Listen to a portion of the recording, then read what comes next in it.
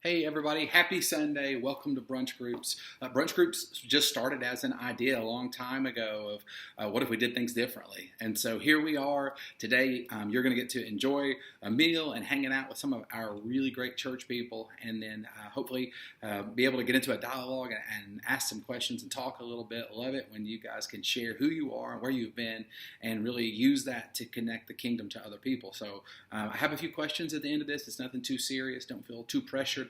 You have to come up with a really deep answer or answer at all. It's just a great time to talk. And so one of the things that I wanted to talk about was based around this idea. I've been talking about it for the last few weeks. And so in Romans 12:2, Paul says, "Do not conform to the pattern of this world, but be transformed by the renewing of your mind. Then you'll be able to test and approve what God's will is, his good, pleasing, and perfect will." And I started thinking about this idea of what are the patterns of this world? What are some of the ways that we get kind of forced into acting a certain way, using certain words or emotions? And so it really led me to this idea. And Jesus spoke in Matthew 7. This is verses 24 through 27. And at the end, I'll have you guys read these verses. So this one says, Jesus talking, he says, "Anyone who listens to my teaching and follows it is wise, like a person who builds a house on solid rock. Though the rain comes in torrents and the floodwaters rise and the winds beat against that house, it won't collapse because it's built on bedrock. But anyone who hears my teaching, doesn't obey, is foolish, like a person who builds on a house on sand. When the rains and floods come, winds beat against the house, it will collapse with a mighty crash." And Jesus compares two different houses, two different homes that look functional. Two homes that from the inside and the outside are doing its job. And then he says, but then something happens. When a storm comes, there's a difference in these two houses. And it got me just thinking about life in general, that a lot of the patterns that we've learned in this life, a lot of the dysfunctional patterns that we've learned, work. They work for a season. They work for a while.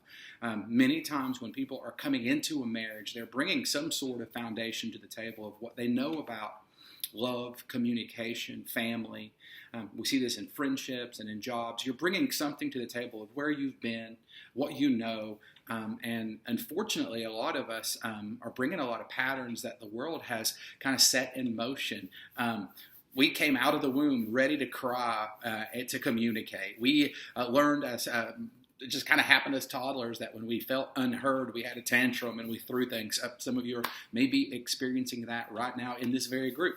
But some of us took that into our teen years, and we learned how to manipulate people with our emotions, with our anger. Some of us learned to get our way with words that were maybe really sappy and sweet, but not very heartfelt. We learn how to manipulate the system to get our needs met.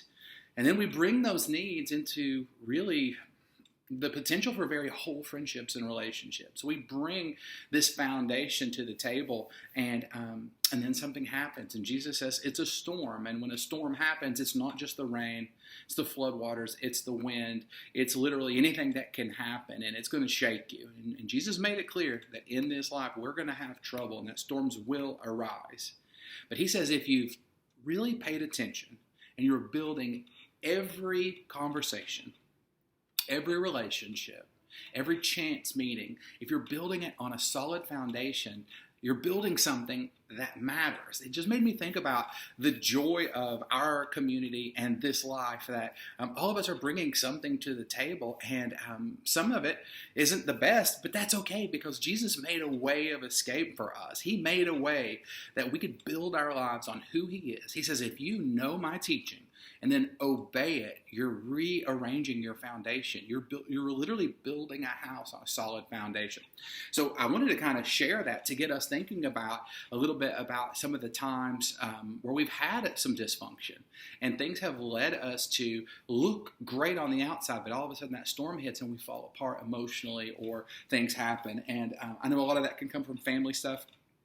A lot of that anger and manipulation comes from something seeded a long time ago. But Jesus takes care of all of that. That's why he's giving us these great teachings.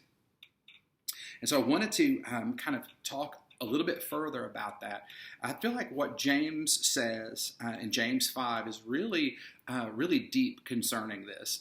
When Jesus is talking about building on a foundation and that you can withstand storms, I believe what James tells us in James 5:12 really helps us if you're struggling with that, if you've built on something that you know is shaky. James says, above all, when anytime in Scripture it's above all, and especially after it's giving us these ideas of how to have a life and have it more abundantly, above all is something that we need to really focus on. So James says, above all, my brothers and sisters, do not swear. Your translation might say, don't take an oath, not by heaven or by earth or anything else. All you need to say is a simple yes or no. Otherwise, you'll be condemned. And James is talking about in the culture at that time, it was very common for people to make a legal agreement and an oath and say, I'm going to do this, and then just not do it. And even feel like they had a loophole for that. And so James was saying, if you really want to get the most out of this life, learn how to say yes and then do it. Or just say no and know that you don't have to do it. And I think as a culture and as a society right now, one of our really crazy patterns is we find it hard to really say yes and mean it. And sometimes it's even harder to say no and then not follow through with not doing it. And so I really love this as a kind of an anchor verse for setting a firm foundation, is really being able to communicate with people when you mean it, and then really put your heart into it and then complete it. Or being able to say, I'm not able to do that. And know that you've been let off the hook because you've let yourself out of it. I've asked the youth group this week, which is a generation I'm not used to. We didn't have texting when I was in high school. And so to ask them, like, how easy is it when someone asks you a question to just not answer a text and not say yes or no and just kind of be stuck and just like, yeah, it's out there. And if I wanted to answer it, I could, and just kind of mute the conversation for a while. And they're like, oh yeah, it's super easy. It's like, wow, that's a dangerous place to be in, where we can literally not mean yes or no. And so I think the Scripture is even louder today in this generation to say we've got to find a place where when we say we're going to do something, where we really follow through, and it matters to people. And I think it really matters to the kind of foundation that we're building for our relationships in this life. And so I wanted to just share that with you. That was James. And so I want to back up and go to James 1. James really is talking a lot about being a functional disciple, and he talks a lot about faith is incredible, but faith without an action behind it doesn't work. And so I think that's why he even used those words like say yes and mean it, or say no and mean it, because we're on display with our actions here. So he goes on to say, this is the very beginning, James 1, 5-8. If any of you lacks wisdom, you should ask God, who gives generously to all without finding fault, and it will be given to you. But when you ask, you must believe and not doubt, because the one who doubts is like a wave on the sea, blown and tossed about by the wind. That person should not expect to receive anything from the Lord. And then he goes on in verse 8 to say why. Such a person is double-minded and unstable in all that they do. And I've kind of always read that verse as when we're double-minded and we go back and forth with what we don't believe and we do believe, and we go back and forth putting on a front. It's real easy in double-mindedness to have a real shaky foundation and build a home that's not going to stand the very next storm that you're about to face. And instead, he goes on to say you have to have a faith that you believe. And I believe it's true the way that he ends that verse talking about double-mindedness. He says you can't be double-minded at home and not be double-minded at work. You can't have a double-mindedness in one aspect of a relationship and it not bleed into another. He literally says once you're double-minded, it's going to affect everything that you do, every way, every conversation, and pretty soon you are building something on a very unsure foundation. And so today, I'm going to ask a few questions. Like I said, we'll reread these verses.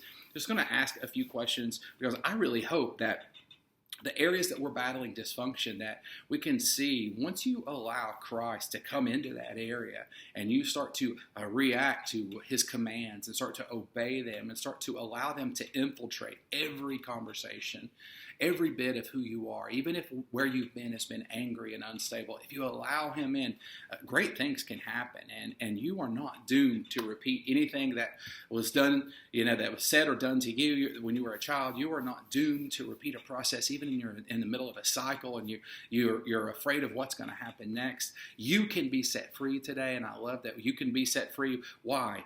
We read about it, by renewing your mind. And so I pray that as you reread this scripture, allow it to renew maybe some areas of your heart and mind. And then as you have some conversation around just a few simple questions, I hope you allow other people's response to maybe give you a fresh perspective on maybe areas where you've kind of built a foundation that's kind of unstable. And so I hope you've enjoyed this. I hope you've enjoyed your group today. This is a fun topic for me. I hope that I hope you have a good time. I know it's not the most lighthearted conversations, but it's to me, it's great because it brings so much life. How can we not be joyful in a time knowing that we have a Christ that cares for us and has so much compassion for us and cares about us as people and cares about our relationship? So I hope that you have a great rest of your brunch group, and we will see you next Sunday. We have a very special guest speaker, Mr. Cole Barger, will be preaching next Sunday, so that'll be a lot of fun. I hope you guys enjoy it, and I will see you very soon. Thank you so much.